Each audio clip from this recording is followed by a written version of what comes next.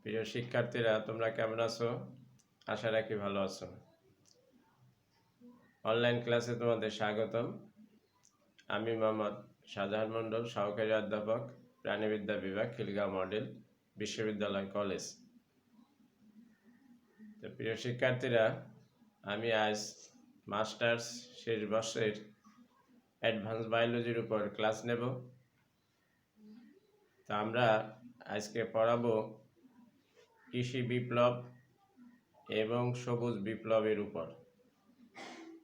প্রথমে আমরা দেখে নেই আমাদের আলোচনার বিষয়গুলো কি থাকছে। আমরা পড়ব কৃষি বিপ্লব এবং সবুজ বিপ্লব। কৃষি বিপ্লবের উপর সংজ্ঞা বা ভূমিকা পড়ব। কৃষি বিপ্লবের প্রধান কারণগুলো নিয়ে আলোচনা করব। কৃষি বিপ্লবের ফলাফল, আবার দুটো সাইড, একটা হলো কৃষি বিপ্লবের সাফল্য, কৃষি বিপ্লবের নেতিবাচক দিক। তার মানে ইতিবাচক এবং নেতিবাচক দুটো দিক আমরা আলোচনা করব। এছাড়া সবচেয়ে বেশি যেটা পরীক্ষায় আসে সবুজ বিপ্লব, আমরা সেই সবুজ বিপ্লবের সংজ্ঞা, শুরু, ভূমিকা আলোচনা করব।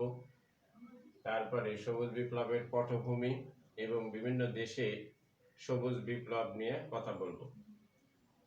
এছাড়াও আমাদের সর্বশেষ যে বিষয়টি সবুজ বিপ্লবের ফলাফল, এর আবার দুটো সাইড আছে, একটা ইতিবাচক সাইড আর একটা নেতিবাচক সাইড। এছাড়া আমরা একটা অ্যাব্রিভিয়েশন, সেটা আমরা শিখব পূর্ণরূপ। প্রথমে আমরা বিপ্লবের সংজ্ঞাটি জেনে নেই। বিশেষ কোনো ক্ষেত্রে উন্নয়নমূলক, সুদূর প্রসারী, বিস্তৃত, স্থায়ী ফলাফল সূচক প্রক্রিয়াকে বলা হয় বিপ্লব বা রিভলিউশন। তো আমরা বিপ্লবের সংজ্ঞাটি জেনে নিলাম। আমরা এখন কৃষি বিপ্লব পড়ব। কৃষির ক্ষেত্রে যে অভূতপূর্ব উন্নয়ন সাধিত হয়েছিল সেটি কৃষি বিপ্লব। আমরা সাল সহ সময়টা উল্লেখ করব। চতুর্দশ শতাব্দী থেকে ষোড়শ শতাব্দী পর্যন্ত বিভিন্ন কারণে ব্রিটেনে মেনর প্রথার প্রচলন ছিল। মেনরীয় চাষাবাদের পরিবর্তে ব্যক্তিগত চাষাবাদ পদ্ধতি আরম্ভ হয়। তখনকার কৃষি পদ্ধতি ছিল আদিম প্রকৃতির এবং অনুন্নত। একদিকে চতুর্দশ শতাব্দীর মহামারী, অন্যদিকে অষ্টাদশ শতাব্দীর বর্ধিত জনসংখ্যার সমাধান কল্পে ব্রিটেনে কৃষি ব্যবস্থার এক অভূতপূর্ব আমূল পরিবর্তন সাধিত হয়।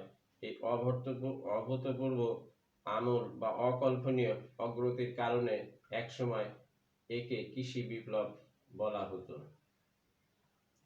তা প্রিয় শিক্ষার্থীরা, আমরা কৃষি বিপ্লবের বিশেষ করে ভূমিকা বা সংজ্ঞাটি নিয়ে আলোচনা করলাম। এখন আমরা কৃষি বিপ্লবের প্রধান কারণ বা এটাকে আমরা পটভূমি বলতে পারি, পটভূমি নিয়ে আলোচনা করব। কৃষি বিপ্লবের প্রধান কারণ মূলত চারটি। এক নম্বর কারণ হচ্ছে মেনরের মালিকদের প্রভাব ছিল তৎকালীন। চতুর্দশ শতাব্দীর মহামারী, যেটা আমরা সংজ্ঞার ভিতর বলেছি, এবং কৃষকের হাতে ভূমি হস্তান্তর, সর্বশেষ অষ্টাদশ শতাব্দীর বর্ধিত জনসংখ্যা বা জনসংখ্যা বৃদ্ধি। আমরা এই চারটি কারণ একটু ব্যাখ্যা করার চেষ্টা করি। মেনরের মালিকদের প্রভাব, তৎকালীন ব্রিটিশ সমাজে একটা প্রথা ছিল, সেটা ছিল মেনর প্রথা। সেই প্রথার মূল বিষয়টি হচ্ছে যে খাদ্য সংস্থানের বিনিময়ে ভূমিদাসরা খাদ্য সংস্থানের বিনিময়ে বছরের পর বছর কাজ করে যেত। মেনরে যারা কাজ করতো তাদেরকে মূলত ভূমিদাস বলা হয়। এই প্রথার উল্লেখযোগ্য দিক হচ্ছে যে খাবারের বিনিময়ে চাষাবাদ করা। পরবর্তীতে একটা আইনের মাধ্যমে এই প্রথা অনেকটাই বিলুপ্ত ঘোষণা করা হয় বা মুক্ত হতে পারে, এই ধরনের একটা আইন পাশ করে। পরবর্তীতে সেই আইনটাও বন্ধ হয়ে যায়। এতে দেখা যায় শ্রমিকদের সাথে মালিকদের একটা সংঘাতের সৃষ্টি হয়। পরবর্তীকালে কৃষি বিপ্লবের সূচনা করে।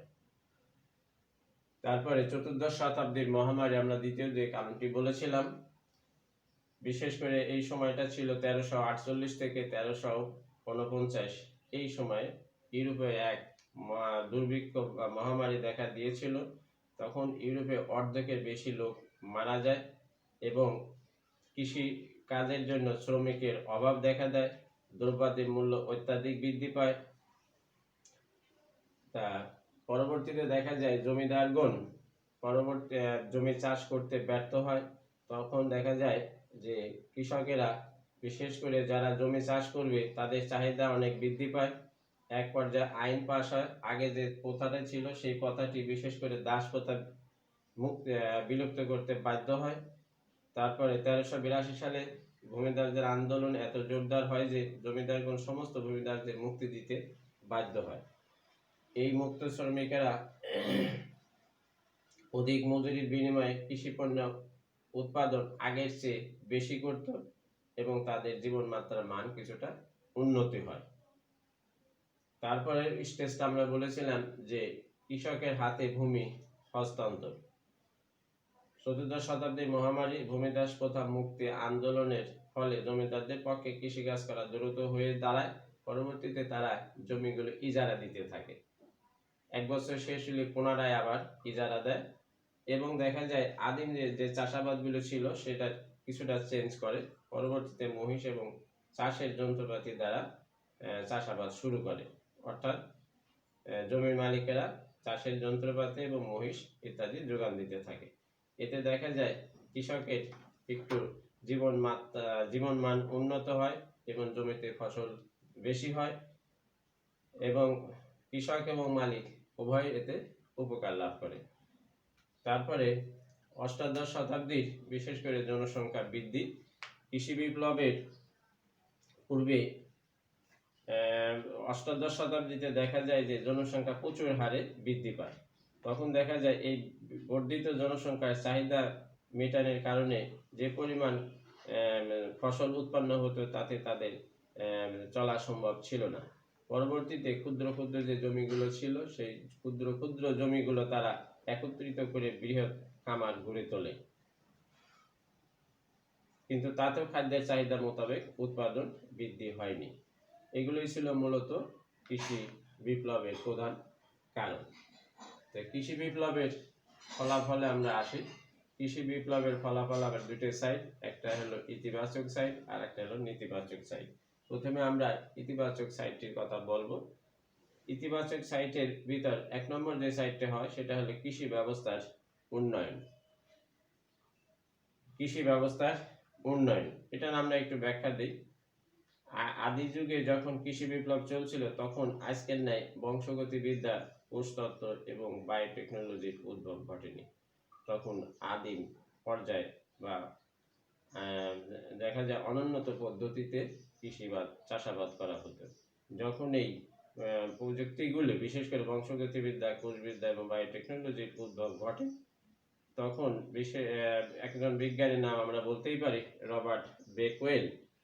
উনি ভেড়ার ওজন, বিশেষ করে কৃত্রিম প্রজননের মাধ্যমে ভেড়ার ওজন 28 পাউন্ড, গরু মহিষের ওজন 370 থেকে 800 পাউন্ড পর্যন্ত উন্নীত করতে পেরেছিল। আবার দেখা যায় গমের যে পূর্বের যে জাতগুলো ছিল সেই জাতগুলোও দেখা যায় বিশেষ করে বাছাইকৃত জাত উদ্ভাবন করে গমের উৎপাদন বৃদ্ধি করতে সফলতা পেয়েছিল। তাতে দেখা যায় কৃষি ব্যবস্থার আমূল পরিবর্তন সাধিত হয়েছিল। একদিকে আমরা বললাম পশুর কথা, আর একদিকে বললাম বিভিন্ন উদ্ভিদের ক্ষেত্রে যব এবং গমের উচ্চ ফলনশীল জাত উদ্ভাবন করতে সম্ভব হয়েছিল, কারণ বায়োটেকনোলজি তখন আবিষ্কার হয়ে যায়। জৈব সার উৎপাদন, পশু খামার ব্যবস্থাপনার উন্নয়ন ঘটায় জৈব সার উৎপাদন বৃদ্ধি পায়। সেই সাথে কৃষিক্ষেত্রে ব্যবহৃত হয়, অধিক ফলন উৎপন্ন হয়, কৃষির ফলন বৃদ্ধি পায়, উর্বরতা বৃদ্ধির কৌশল আবিষ্কৃত হওয়ার ফলে জমির 3 ভাগের ব্যবস্থা পরিত্যক্ত হয়, প্রতি বছর জমি চাষের আওতায় আসে। আগে যেমন জমি 3 ভাগে পতিত থাকতো, 1 ভাগ চাষ হতো, পরবর্তীতে দেখা যায় সেই 3 ভাগ আর অনাবাদি থেকে যায় না। পশু খাদ্যের উৎপাদন বৃদ্ধি, এক সময় দেখা যায় শীতের পূর্বে পশু নিধন করা হতো, পরবর্তীতে সেটাও বন্ধ হয়ে যায়, কারণ পশু খাদ্যের উৎপাদন বৃদ্ধি পায়। যখন জমি পর্যাপ্ত চাষাবাদে চলে আসে তখন পশু খাদ্যের অভাবটা পূরণ হয়ে যায়। এটা ছিল কৃষি বিপ্লবের সাফল্যের অংশ। খামার ব্যবস্থাপনার উন্নয়ন সাধন। আগে এক সময় ঘোড়া দ্বারা কি করা হতো, চাষাবাদ করা হতো। পরবর্তীতে ঘোড়ার পরিবর্তে ষাঁড়ের ব্যবহার শুরু হয়, যান্ত্রিকীকরণ শুরু হয় এবং তখন দেখা যায় ভূমি কর্ষণের ধারা পাল্টে যায়। এছাড়া ইনক্লোজার আইন পাশের মাধ্যমে বড় বড় কৃষি খামার গড়ে ওঠে। এই কৃষি খামারের গড়ে ওঠার কারণে দেখা যায় ইউরোপ একসময় জনপ্রিয়তা অর্জন করে এবং কৃষিক্ষেত্রে অকল্পনীয় উন্নয়ন সাধিত হয়। এগুলো পাইলাম আমরা বিশেষ করে কৃষি বিপ্লবের সাফল্যের সাইড। কৃষি বিপ্লবের কিছু নেতিবাচক সাইড আছে, নেতিবাচক সাইড আমরা এখন আলোচনা করব। কৃষি বিপ্লব যেমন বর্ধিত জনসংখ্যার খাদ্য মোকাবেলায় প্রধান ভূমিকা রেখেছিল, ঠিক তেমনি এর বিপরীতে মাঝারি এবং ক্ষুদ্র কৃষক গোষ্ঠী ভূমিহীন হয়ে পড়ে। অন্যদিকে ইনক্লোজার আইনের ফলে সরকারি পশুচারণ ভূমি পতিত জমিগুলো যেমন ব্যবহার করে বড় বড় খামার গড়ে ওঠে। এতে দেখা যায় যে ধনী গরিবের বৈষম্য তৈরি হয়ে যায়। আরেকটা নেতিবাচক সাইড আছে, ভূমিহীন কৃষক যখন শহরমুখী হয়, শহরে কলকারখানায় গড়ে ওঠে। এই ভূমিহীন কৃষক কলকারখানায় শ্রমিক হিসাবে দেখা যায় নিয়োগ পায় বা চাকরি পায়। এতে দেখা যায় সামাজিকভাবে তারা হেয় প্রতিপন্ন হয়। আগে যেখানে কৃষক ছিল, পরবর্তীতে একটা কারখানায় সাধারণ একটা শ্রমিক হিসাবে সে আত্মপ্রকাশ করে। প্রিয় শিক্ষার্থীরা, আমরা কৃষি বিপ্লবের বিশেষ করে সাফল্য পড়লাম, কৃষি বিপ্লবের পটভূমি নিয়ে আলোচনা করলাম। এখন আমরা যেটা বেশি ইম্পর্টেন্ট এবং বেশি দরকার সেটা হলো সবুজ বিপ্লব। এর মাঝে একটা ছিল শিল্প বিপ্লব। এই শিল্প বিপ্লবটি আমরা আগে পড়িয়েছি, সুযোগ পাইলে আমরা আবার হয়তোবা পড়ব। আমরা সবুজ বিপ্লবের প্রথমে আমরা সবুজ বিপ্লবের সংজ্ঞাটি জেনে নিই। সবুজ বিপ্লব কথাটি কৃষিক্ষেত্রের সাথেও সম্পর্কিত। মূলত 1930 থেকে 1960 সাল পর্যন্ত পৃথিবীব্যাপী বিশেষ করে উন্নয়নশীল দেশসমূহে কৃষিক্ষেত্রে যে আমূল পরিবর্তন সাধিত হয়, এই পরিবর্তনটাই হচ্ছে সবুজ বিপ্লব। তা মূলত কৃষি বিপ্লব, সবুজ বিপ্লব, শিল্প বিপ্লব প্রত্যেকটি বিপ্লবই এক কথায় কৃষির সাথে সম্পর্কিত। বিখ্যাত আমেরিকার বিজ্ঞানী নরমান বোরলাউকে বিশেষ করে সবুজ বিপ্লবের জনক বলা হয়। কারণ হচ্ছে উনি 1940 খ্রিস্টাব্দে তিনি প্রথম মেক্সিকোতে কৃষিক্ষেত্রে এক গবেষণা কর্মকাণ্ড শুরু করেন এবং গমের উন্নত জাত উদ্ভাবন করেন। কৃষিক্ষেত্রে বিশেষ অবদান যেমন কোটি কোটি মানুষের ক্ষুধা দান করা, খাদ্যশস্যের উচ্চ ফলনশীল জাত উন্নয়ন, সেচ ব্যবস্থার উন্নয়ন, কৃষকদের মাঝে সংকট জাতের বীজ, কৃত্রিম সার, কীটনাশক ইত্যাদি স্বীকৃতি স্বরূপ 1970 খ্রিস্টাব্দে তাকে নোবেল পুরস্কার দেওয়া হয়। ডক্টর নরম্যান বোরলাউকে 2007 খ্রিস্টাব্দে কংগ্রেশনাল গোল্ড মডেল প্রদান করা হয়। প্রিয় শিক্ষার্থীরা, আমরা সবুজ বিপ্লবের কিছু পটভূমি নিয়ে আলোচনা করলাম, বিশেষ করে ভূমিকা নিয়ে আলোচনা করলাম। এখন সবুজ বিপ্লবের পটভূমি এবং বিভিন্ন দেশে কিভাবে সবুজ বিপ্লব সংগঠিত হয়েছে সে বিষয়ে আমরা এখন আলোকপাত করব। তো সবুজ বিপ্লবের পটভূমি একটু খেয়াল করো। আমরা এখন সবুজ বিপ্লবের পটভূমি নিয়ে আলোচনা চলে যাই। সবুজ বিপ্লবের ইতিহাস থেকে জানা যায় আমেরিকার বিজ্ঞানী নরম্যান বোরলাউগের হাত ধরেই সর্বপ্রথম সবুজ বিপ্লবের বীজ রচিত হয়। আমরা এখন সবুজ বিপ্লবের পটভূমি সম্পর্কে কিছু আলোচনা করব। সবুজ বিপ্লবকে কৃষি বিপ্লব এবং শিল্প বিপ্লবের সুদূর প্রসারী ফলাফল হিসাবে অভিহিত করা যায়। ইতিপূর্বে আমরা এই কথাটাই বলেছিলাম যে সবুজ বিপ্লব কৃষি বিপ্লব এবং শিল্প বিপ্লবের সাথে অঙ্গাঙ্গিভাবে জড়িত। কারণ পৃথিবীতে কৃষি বিপ্লবের ফলে চাষাবাদ ব্যবস্থার বেশ কিছু পরিবর্তন সাধিত হয়, যেমন লাঙ্গল দ্বারা চাষ, আগাছা নির্মূল, জৈব সার প্রয়োগ ইত্যাদি কারণে পৃথিবীব্যাপী ক্রমবর্ধমান জনসংখ্যার যে খাদ্য সমস্যা দেখা দেয় তা কিছুটা হলেও লাঘব করা সম্ভব হয়েছে, কিন্তু পুরাপুরি সম্ভব হয়নি। পুরাপুরি সম্ভব কখন হয়েছে? যখন বংশগতিবিদ্যা, তারপরে কোষতত্ত্ব এবং বায়োটেকনোলজি উদ্ভাবন হয়েছে। কৃষি বিপ্লবের পরে পৃথিবীর মানুষের জীবনযাত্রার মান উন্নয়নের কিছুটা গুরুত্বপূর্ণ ভূমিকা পালন করেছে। এখানে দেখা যায় শিল্প বিপ্লব অনেকটাই জড়িত। কৃষি বিপ্লবের পরবর্তীতে স্টেজটাই ছিল আসলে শিল্প বিপ্লব, যেটা আমরা পূর্বে আলোচনা করেছি। আমরা আরেকটি পয়েন্টে বলতে পারি যে পৃথিবীর মূল সমস্যা হলো জনসংখ্যা। এই জনসংখ্যা বিস্ফোরণের ফলে পৃথিবীতে মানুষের খাদ্য চাহিদা বৃদ্ধি পায়। এই ক্ষুধা, দারিদ্র, লাগামহীন অগ্রগতি দূর করতে সবুজ বিপ্লব বিশেষ ভূমিকা পালন করে, বা প্রধান ভূমিকাও বলা যেতে পারে। আমেরিকার বিজ্ঞানী নরম্যান কোরলাউ উপলব্ধি করেন যে পৃথিবীব্যাপী এই ক্ষুধা, দারিদ্র দূর করতে কৃষি ব্যবস্থার আধুনিকায়ন এবং আমূল পরিবর্তন খুবই জরুরি। এই সময় তিনি 1940 খ্রিস্টাব্দে মেক্সিকোতে একটি গবেষণা সফলকাম করেন এবং এই গবেষণার মূল বিষয় ছিল গমের উন্নত ফলন। এবং তিনি গমের উন্নত ফলন উদ্ভাবন করে মেক্সিকোতে চাহিদা পূরণ করে বিদেশি রপ্তানি করতে সক্ষমতা দেখিয়েছিল। মেক্সিকোতে সবুজ বিপ্লবের ফলে বিভিন্ন উন্নত কৃষি প্রযুক্তি পৃথিবীব্যাপী ছড়িয়ে পড়ে। তারপরে 1940 সালে আমেরিকা একসময় যেখানে গম আমদানি করত, পরবর্তীতে দেখা যায় গমের উন্নত জাত উদ্ভাবন করে নিজ দেশের চাহিদা পূরণ করে বিদেশি রপ্তানি করতে তারা সক্ষমতা দেখিয়েছিল। এখন আমরা আসবো দক্ষিণ এশিয়ার কথা। 1950 থেকে 1960 সালের দিকে এশিয়ার বিভিন্ন দেশে সবুজ বিপ্লব জনপ্রিয়তা লাভ করে। এর ধারাবাহিকতায় 1960 সালে ফিলিপাইনে ইরি ধান আবিষ্কার হয়ে যায়, বিশেষ করে ইরি 8। এই ইরি 8 আবিষ্কারের ফলে ফিলিপাইনে চাল উৎপাদন বেড়ে যায়, বিশেষ করে 3.7 থেকে বৃদ্ধি পেয়ে 7.7 মিলিয়ন টন চাল উৎপন্ন হয়। সবুজ বিপ্লবের ঢেউ ভারতেও বিশেষ আন্দোলন করে তোলে। 1961 সালে ভারতকে এক দুর্ভিক্ষ দেখা যায়। তখন দেখা যায় যে উন্নত গমের প্রযুক্তি উদ্ভাবন করে তারা সাফল্যের মুখ দেখিয়েছিল। এছাড়া ভারতে ইরি 8 আবিষ্কার করে খাদ্য সংকট মোকাবেলায় সফলতা দেখিয়েছিল। বর্তমানে ভারত পৃথিবীর সফলতম ধান উৎপাদনকারী দেশ।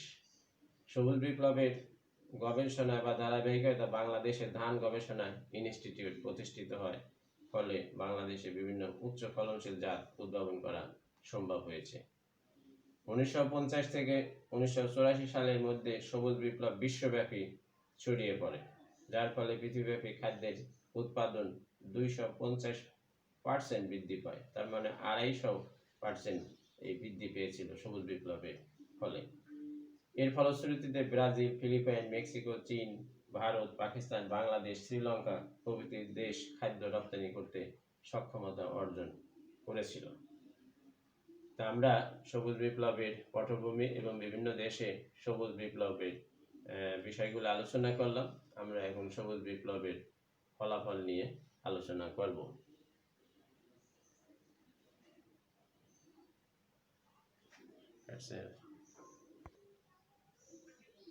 প্রিয় শিক্ষার্থীরা, আমরা এখন সবুজ বিপ্লবের ইতিবাচক সাইডটা আলোচনা করছি। সবুজ বিপ্লবের ইতিবাচক সাইডটা হচ্ছে কৃষিক্ষেত্রে প্রযুক্তির ব্যবহার। সবুজ বিপ্লবের ফলে যে উন্নত প্রযুক্তি আবিষ্কার হয়েছিল, বিশেষ করে আধুনিক সেচ প্রকল্প, কীটনাশক, কৃত্রিম রাসায়নিক সার, উচ্চ ফলনশীল জাত, এগুলো সবুজ বিপ্লবকে বেগবান বা ত্বরান্বিত করেছিল। এছাড়াও এই সময় বিজ্ঞান ভিত্তিক বিভিন্ন পদ্ধতি চালু হয়েছিল। তার মানে এক কথা আমরা বলতে পারি কৃষিক্ষেত্রে প্রযুক্তির ব্যবহার। উচ্চ ফলনশীল জাত উদ্ভাবন। কৃষিক্ষেত্রে এই সবুজ বিপ্লবের উল্লেখযোগ্য সাইটটা হচ্ছে উচ্চ ফলনশীল জাত উদ্ভাবন, বিশেষ করে ধানের উন্নত ফলনশীল জাত ইরি 8, গম, ভুট্টা, সয়াবিন প্রভৃতি উন্নত জাত উদ্ভাবন করতে সক্ষম হয়েছিল। এটা একটা সবুজ বিপ্লবের ইতিবাচক দিক।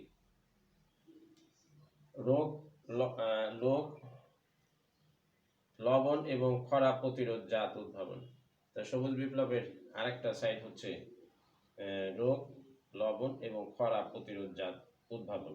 বিশেষ করে যে সকল উদ্ভিদ অঙ্গজ বংশবৃদ্ধি সম্পন্ন, ওই সকল উদ্ভিদে ভাইরাস সহজে এক জেনারেশন থেকে অন্য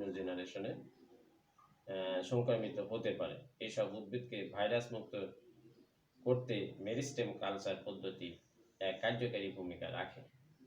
এটাও সবুজ বিপ্লবের কারণে সম্ভব হয়েছে। বর্তমানে আলু, গম প্রভৃতি উদ্ভিদে মেরিস্টেম কালচারের মাধ্যমে ভাইরাস মুক্ত উদ্ভিদ তৈরি করা হচ্ছে। তারপরে সবুজ বিপ্লবের আরেকটি উল্লেখযোগ্য সাইড হচ্ছে উৎপাদন বৃদ্ধি। সবুজ বিপ্লবের ফলে উৎপাদন অনেক বৃদ্ধি পেয়েছে। যেমন আগে যে পরিমাণ ধান উৎপন্ন হইতো সেই পরিমাণ থেকে প্রায় ডবলেরও বেশি, আমরা একটা উল্লেখ করেছিলাম, 250 গুণ বৃদ্ধি পেয়েছে। এটা সবুজ বিপ্লবের কারণে সম্ভব হয়েছে। এক কথায় বলতে পারি সবুজ বিপ্লবের ফলে উৎপাদন ক্ষমতা 250% বেশি বৃদ্ধি হয়েছে। খাদ্য নিরাপত্তা। সবুজ বিপ্লবের ফলে বৈশ্বিক খাদ্য নিরাপত্তার উপর ইতিবাচক প্রভাব পড়েছে। বিশেষ করে পৃথিবীর জনসংখ্যা বৃদ্ধি পেয়ে 4 বিলিয়নের দ্বারায় অনেকে কৃষিবিদ, অর্থনীতিবিদ বিশ্বাস করেন যে সবুজ বিপ্লব সংঘটিত না হলে এই বিপুল পরিমাণ জনসংখ্যার কারণে পৃথিবীব্যাপী দুর্ভিক্ষ এবং মহামারী দেখা দিত। আমরা এক কথা বলছি যে সবুজ বিপ্লব যদি না ঘটতো বা সবুজ বিপ্লব যদি না হতো তাহলে দেখা যেত পৃথিবীব্যাপী দুর্ভিক্ষ, মহামারী ইত্যাদি এবং অপুষ্টি এগুলো লেগেই থাকতো। যেমন আমরা উদাহরণ হিসেবে ভারতের কথা বলেছি, সেখানে ধান উৎপন্ন হয়েছে, প্রচুর গম উৎপন্ন হয়েছে, আমেরিকা, কানাডা, মেক্সিকো, এবং সর্বশেষ আমরা বলেছিলাম যে খাদ্যশস্যের পরিমাণ প্রায় 250% বৃদ্ধি পেয়েছে, যেটা সবুজ বিপ্লবের কারণে হয়েছে। অর্থাৎ খাদ্য নিরাপত্তা সবুজ বিপ্লবের কারণে রক্ষা করা সম্ভব হয়েছে। তার প্রিয় শিক্ষার্থীরা, আমরা সবুজ বিপ্লবের আরো দু একটা উন্নয়নমূলক কথা বলবো, যে অর্থনৈতিক উন্নয়ন। সবুজ বিপ্লবের ফলে পৃথিবীর উন্নয়নশীল কৃষি নির্ভর দেশসমূহ কৃষি ব্যবস্থাপনার, কৃষি উন্নয়ন, উৎপাদন তথা সামগ্রিকভাবে অর্থনৈতিক উন্নয়ন সাধিত করেছে। এক কথা বলা যেতে পারে যে কৃষি উন্নয়ন মানে অর্থনৈতিক উন্নয়ন, কারণ ম্যাক্সিমাম দেশের লোক সংখ্যা কৃষি কাজে বেশি নিয়োজিত থাকে। মেক্সিকো, চীন, ব্রাজিল, যুক্তরাষ্ট্র, ভারত সহ বিভিন্ন দেশ কৃষি উৎপাদন বৃদ্ধি হেতু খাদ্যশস্যের চাহিদা পূরণ করে খাদ্য রপ্তানিকারক দেশ হিসাবে আবির্ভূত হয়েছে, এবং বাংলাদেশের এর ব্যতিক্রম নয়। তা মূলত আমরা কতগুলো সাইড উল্লেখ করলাম, সর্বশেষ সাইডটি ছিল অর্থনৈতিক উন্নয়ন। এখন আমরা কিছু এর নেতিবাচক দিক দেখব। নেতিবাচক দিক হচ্ছে যে খাদ্য মান হ্রাস পায়। সবুজ বিপ্লবের ফলে যে ক্ষুধা, দারিদ্র এগুলো যেমন মুক্ত পায়, তবে খাদ্য মান হ্রাস হয়। বিশেষ করে ভিটামিনের একটু অভাব দেখা দিতে পারে, অনেকে অপুষ্টিতে ভুগতে পারে। এক কথায় যে হাইব্রিড যে খাবারগুলো সেগুলো স্বাদে মানে অনেকটাই দেখা যায় যে কম থাকে, এবং ভিটামিনও কম থাকে। এছাড়া উন্নত জাতের খাদ্যশস্যের চেয়ে দেশি জাতের খাদ্যশস্যের স্বাদ, মান দুটি বেশি থাকে, এবং উন্নত জাতের শস্যের বাজার মূল্য হ্রাস পায়। এতে দেখা যায় বাজার মূল্য অনেকটা কমে যায়। পরিবেশ দূষণ এবং জীব বৈচিত্র্য হ্রাস। সবুজ বিপ্লবের আরেকটি সাইড হচ্ছে পরিবেশ দূষণ। কারণ অতিমাত্রায় যখন কীটনাশক এবং রাসায়নিক সার ব্যবহার করা হয় তখন পরিবেশের উপর এর ডাইরেক্ট প্রভাব পড়ে। এর ফলে পরিবেশ দূষিত হয়ে যায় এবং অনেক জীববৈচিত্র্য হ্রাস পায়। বিশেষ করে কীটনাশক যখন পানিতে যায় তখন পানির ভিতরে যে প্রাণীগুলো থাকে সেই প্রাণীগুলো মারা যায়, এবং দেখা যায় অনেক সময় ক্ষতিকর প্রাণীগুলো মারার জন্য উপকারী প্রাণীগুলো মরে যায়। এর ফলে জীববৈচিত্র্য হ্রাসের পাশাপাশি পরিবেশের দূষিত হয়। রাসায়নিক সারের ফলে মাটির উর্বরতার শক্তি হ্রাস পেয়ে যায়, হিউমাস নষ্ট হয়ে ভূমি ক্ষয় হয়। এগুলো হচ্ছে সবুজ বিপ্লবের নেতিবাচক দিক। এছাড়া আমরা আরেকটি দিক উল্লেখ করতেই পারি, যে জনসংখ্যা বৃদ্ধি এবং বেকারত্ব সমস্যার সৃষ্টি। সবুজ বিপ্লবের ফলে দেখা যায় মৃত্যু হার হ্রাস পায়, ফলশ্রুতিতে জনসংখ্যা বৃদ্ধি পেয়ে যায়, কারণ উন্নত প্রযুক্তি তখন আবিষ্কার হয়ে যায়। এছাড়া কৃষিক্ষেত্রে বিভিন্ন আধুনিক প্রযুক্তি আবিষ্কারের ফলে জনসংখ্যার ব্যবহার হ্রাস পেয়েছে, ফলে বেকারত্ব বৃদ্ধি পাচ্ছে। তার সর্বশেষ আমরা ইতি টানতেই পারি এইভাবে, যে প্রত্যেকটি বিপ্লবের ইতিবাচক এবং নেতিবাচক দিক রয়েছে। তা সত্ত্বেও সবুজ বিপ্লবের ফলে পৃথিবীর সামগ্রিক কৃষি ব্যবস্থাপনা, আর্থসামাজিক এবং রাজনৈতিক ক্ষেত্রে আমূল পরিবর্তন সংঘটিত হয়েছে। অনেকের মধ্যে সবুজ বিপ্লবের নেতিবাচক দিক অপেক্ষা ইতিবাচক দিকটাই বেশি প্রভাব বিস্তার করেছে। সর্বশেষ আমরা বলতে পারি যে কোনো বিপ্লব সম্পর্কে মন্তব্য করতে ইতিবাচক নেতিবাচক উভয় দিক বিবেচনা করাই উচিত। এখন আমরা সর্বশেষ একটা অ্যাব্রিভিয়েশন সম্পর্কে জানবো, সেটা হলো ইউএসএআইডি। ইউএসএআইডি অর্থাৎ United States agency for international aid. United state agency for international development, development অর্থাৎ United States agency for international development. তার সর্বশেষ আমরা বলতেই পারি যে কোনো বিপ্লবী বিশেষ করে ইতিবাচক সাইডটাই গুরুত্বপূর্ণ ভূমিকা পালন করে, নেতিবাচক সাইড তবে যে কোনো বিপ্লবের ক্ষেত্রে দুইটি সাইডে বিবেচনায় রাখা উচিত। তা প্রিয় শিক্ষার্থীরা, আমরা দুইটি বিপ্লব আলোচনা করলাম, আরেকটি বিপ্লব ইতিপূর্বে পড়ানো আছে, আমরা ওটা সুযোগ পাইলে হয়তো আবার রিপিট করবো। আজকে আমরা এই পর্যন্তই রাখবো। তোমরা ভালো থাকবে, সুস্থ থাকবে, প্রয়োজনীয় স্বাস্থ্যবিধি মেনে চলবে। আর পরবর্তী হয়তো আমরা অন্য কোনো টপিক, বিশেষ করে জেনেটিক ইকোলজির উপর তোমাদের ক্লাস দু একটা নিতে হবে। আমরা সামনে সুযোগ পাইলে জেনেটিক ইকোলজির উপর তোমাদের ক্লাস নেব। আল্লাহ হাফেজ।